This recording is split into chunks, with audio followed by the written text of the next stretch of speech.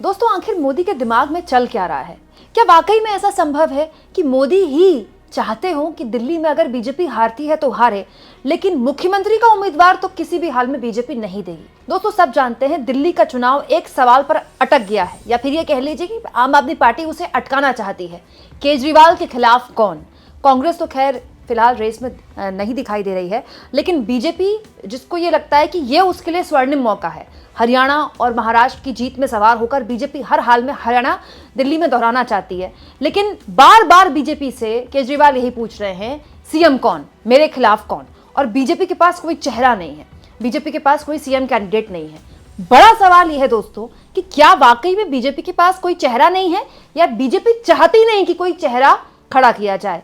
सब कुछ मैं आपको तफसील से बताऊंगी, और साथ में आपको यह भी बताऊंगी दोस्तों कि केजरीवाल ने कैसे बीजेपी के खिलाफ कारपेट बॉम्बिंग की तैयारी कर दी है दिल्ली के अंदर। लेकिन सबसे पहले सबसे बड़ा सवाल कि आखिर बीजेपी सीएम कैंडिडेट क्यों नहीं दे रही है?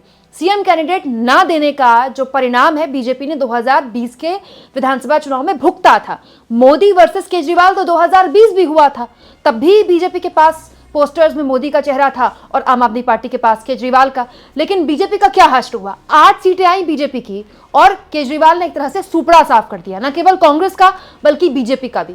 हाँ, लेकिन यह बात सही है कि साल 2025 के विधानसभा चुनाव में हालात अलग हैं। केजरीवाल भयानक एंटी इनकम्बेंसी से जूझ रहे हैं, और यह बात सही है कि बड़े स्तर पर केजरीवाल को उनका वोट छिटकने का डर भी है, जो कि छिटक कर बीजेपी के पास जा सकता है। अब ऐसे में बीजेपी के पास एक बहुत बड़ा, आप समझ लीजिए कि प्लस हो जाएगा अगर उसके पास सीएम कैंडिडेट हो जाएगा। तो दोस्तों, कहने वाले ये कहते हैं कि 10 साल हो गए मोदी जी को दिल्ली आए हुए, वो दिल्ली को एक नेता नहीं दे पाए, और बीजेपी के लिए आज के दौर में कोई बड़ी बात नहीं है कोई नेता खड़ा करना। दोस्तों, हरियाणा की राजनीति में 5 साल पहले नायाब सिंह सैनी क्या नाम थे? कौन जानता था नायाब सिंह सैनी को? लेकिन नायाब सिंह सैनी को न केवल चुनाव से ठीक पहले मुख्यमंत्री बनाया गया, बल्कि चुनाव के दौरान भी उनका चेहरा घोषित नहीं किया गया, लेकिन उन्हीं के चेहरे पर चुनाव लड़ा गया ना, उन्हीं के चेहरे को आगे किया गया। मोदी जी हरियाणा में जाकर उनकी तारीफ किया करते थे। मतलब हरियाणा के बीजेपी के वोटर को क्लियर था कि अगर बीजेपी की सरकार आई तो सैनी सीएम बनेंगे, राइट। महाराष्ट्र में क्या है? महाराष्ट्र में एकनाथ शिंदे महाराष्ट्र की पॉलिटिक्स में बड़ा चेहरा थे, लेकिन क्या इतना बड़ा चेहरा था कि वो सीएम बन जाएं? लेकिन बीजेपी ने उनको सीएम बनाया, और 2.5 साल में वो सीएम के तौर पर स्थापित भी हो गए। भाई, एकनाथ शिंदे के चेहरे पर ही चुनाव लड़ा गया ना, बाद में उनको सीएम नहीं बनाया गया, वो अलग बात है। लेकिन आज के दौर में बीजेपी के लिए किसी भी नेता को खड़ा करना, और पूरी मेहनत के साथ, पूरी शिद्दत के साथ, तो मीडिया उसकी जेब में है ही। मीडिया जिसको चाहे सीएम का कैंडिडेट बना दे, जिसको चाहे नेता बना दे। अगर रोज एक नेता को लेकर कोई ना कोई खबर चलेगी तो वो नेता अपने आप ही बन जाएगा। मीडिया जब आपके पास है तो आपके लिए तो ये चीजें सहज हो जाती हैं। तो फिर दिल्ली में बीजेपी नेता क्यों नहीं खड़ा कर पाई 10 साल में? सवाल का जवाब बहुत सिंपल है दोस्तों, कि दिल्ली का जो भी नेता होगा वो केंद्र की राजनीति में हस्तक्षेप ना कर दे। दोस्तों, 2013 में जब अरविंद केजरीवाल ने शीला दीक्षित को हराया था, उस वक्त पूरी की पूरी मतलब दिल्ली की राजनीति पलट कर रख दी थी अरविंद केजरीवाल ने। अरविंद केजरीवाल ने वो कर दिखाया जो बीजेपी नहीं कर पाई, और अरविंद केजरीवाल रातों रात इतना बड़ा चेहरा बन गए राष्ट्रीय राजनीति में।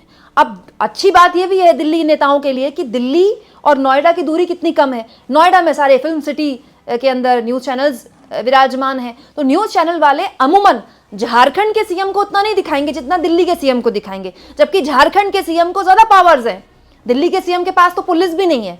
क्यों? क्योंकि पास है ना नोएडा दिल्ली के पास।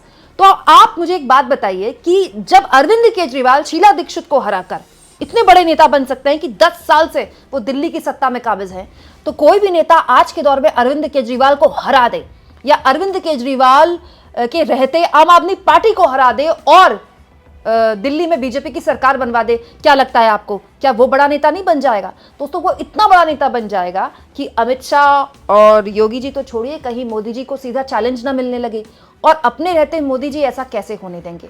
बात सिंपल सी है दोस्तों, दिल्ली में पिछले 10 सालों में बीजेपी नेता खड़ा नहीं कर पाई। ऐसा लगता है कि बीजेपी चाहती ही नहीं थी कि कोई नेता खड़ा हो। अब 2013 का आप रुख कीजिए। 2013 में दोस्तों, जब विधानसभा चुनाव हुए थे दिल्ली में, पूरी की पूरी दिल्ली की राजनीति जब बदली थी, आम आदमी पार्टी ने पहली बार चुनाव लड़ा था। आम आदमी पार्टी ने 70 सीटों में से 28 सीटें जीती थी, लेकिन सबसे बड़ी पार्टी बनी थी 32 सीटों के साथ बीजेपी। कांग्रेस को 7 सीटें मिली थी। 32 सीटें जो बीजेपी की आई थी तो वो हर्षवर्धन के नेतृत्व में आई थी। हर्षवर्धन उस वक्त बीजेपी का सबसे बड़ा चेहरा थे, और हर्षवर्धन दोस्तों बहुत ही अच्छे नेताओं में से हैं, मतलब बीजेपी के सबसे मृदभाषी, और कभी हिंदू मुसलमान की पॉलिटिक्स नहीं करते, प्रैक्टिस्ड डॉक्टर हैं, पढ़े लिखे हैं, और उनकी छवि बहुत अच्छी है दिल्ली की राजनीति में। लेकिन 2013 के बाद से, जब उनके मतलब उनके एक तरह से अब चेहरा घोषित नहीं था, लेकिन उनके नेतृत्व में जब बीजेपी ने चुनाव लड़ा और बीजेपी सबसे बड़ी पार्टी बनी, उनको शाबाशी मिलनी चाहिए थी, उनको बड़ी जिम्मेदारियां मिलनी चाहिए थी। लेकिन हर्षवर्धन का कद लगातार दिल्ली की पॉलिटिक्स में और उसके बाद केंद्र की पॉलिटिक्स में खत्म हो गया। हर्षवर्धन को केंद्र की पॉलिटिक्स में ला दिया गया, हर्षवर्धन उसके बाद मंत्री भी बने, और आज दोस्तों हर्षवर्धन का नाम लेने वाला कोई नहीं है।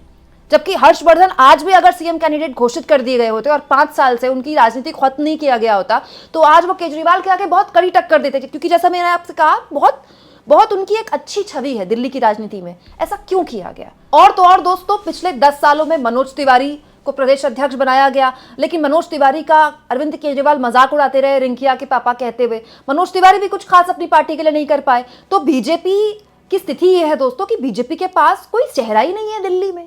तो क्या वाकई में यही स्ट्रैटेजी है बीजेपी की? क्या इसी स्ट्रैटेजी के तहत बीजेपी चुनाव हारने की तैयारी कर रही है?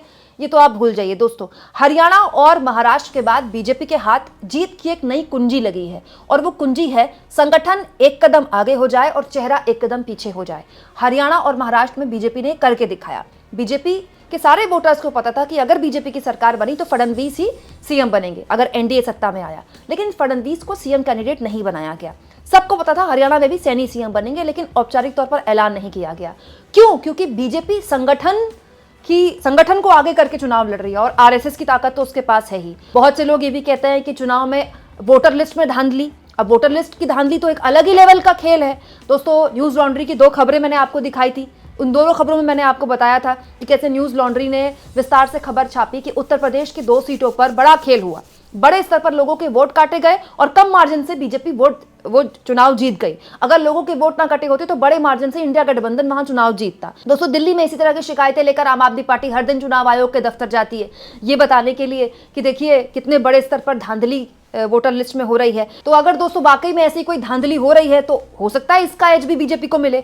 दूसरा, जैसा कि मैंने आपसे कहा दोस्तों, संगठन पर बीजेपी बहुत जोर दे रही है, कैसे बूथ लेवल पर अपने कार्यकर्ताओं को भेजा जाए। और आरएसएस तो खैर अब खुलकर सामने आ चुकी है, वो तो खुलकर कहती है हमारे इतने कार्यकर्ता जमीन पर हैं। इसीलिए अरविंद केजरीवाल ने भी बीजेपी के लिए कारपेट बॉम्बिंग की तैयारी कर दी है। कारपेट बॉम्बिंग मतलब जमीन पर आप इतने अपने आप को दुरुस्त कर लीजिए कि लड़ाई अगर जमीन की है तो जमीन पर ही होगी। दोस्तों, बीजेपी और आम आदमी पार्टी में एक चीज सिमिलर है, वैसे तो बहुत सारी चीजें सिमिलर है, एक चीज सिमिलर है, दोनों डेटा पे बहुत काम करते हैं।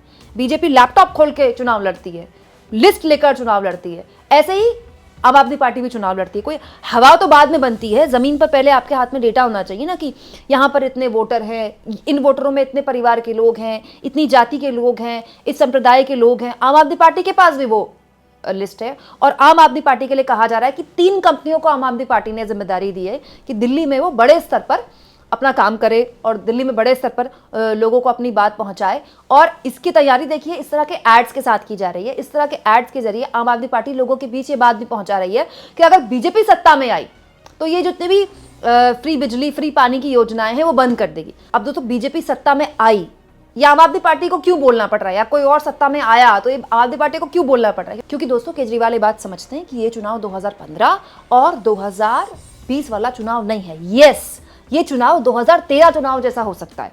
2013 जैसा चुनाव जहां पर कांग्रेस थोड़ा बेहतर कर ले पिछले चुनाव से, बीजेपी बहुत बेहतर कर ले और आम आदमी पार्टी कहीं बीच में आकर फंस जाए। अब ऐसे त्रिशंकु जैसी विधानसभा में आम आदमी पार्टी हर हाल में चाहेगी कि हर हाल में 50 सीटें तो उसको मिले ही मिले, क्योंकि वैसे तो वो 70 की सीटों में 25 पर भी या 26-27 पर भी वो अपनी सरकार बना लेगी, लेकिन ऑपरेशन लोटस का बहुत बड़ा डर होगा केजरीवाल को। उनकी सरकार गिर सकती है साल 1.5 साल में। 50 सीटें आएंगी तो ऑपरेशन लोटस नहीं चलेगा।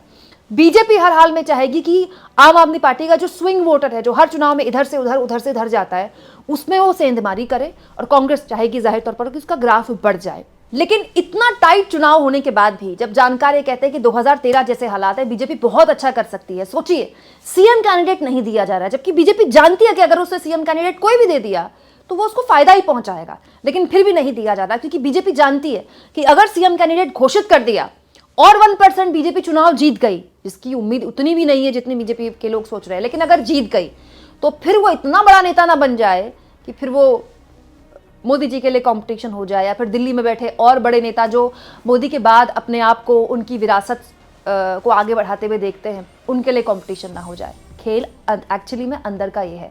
इसीलिए राजनीति में कहा जाता है कि कई बार आपको 10 कदम आगे बढ़ाने के लिए 1 कदम पीछे रखना पड़ता है। दोस्तों, अगर आप दिल्ली के वोटर हैं तो कमेंट बॉक्स में जरूर लिख के बताएं कि आपके इलाके में किसका माहौल है और किसकी बन सकती है सरकार। और जितना हो सके दोस्तों, चैनल को शेयर भी करें और सब्सक्राइब भी। और थैंक्स और ज्वाइन, ये 2 ऑप्शन है जिसके जरिए आर्थिक तौर पर भी आप चैनल के हाथ मजबूत कर सकते हैं।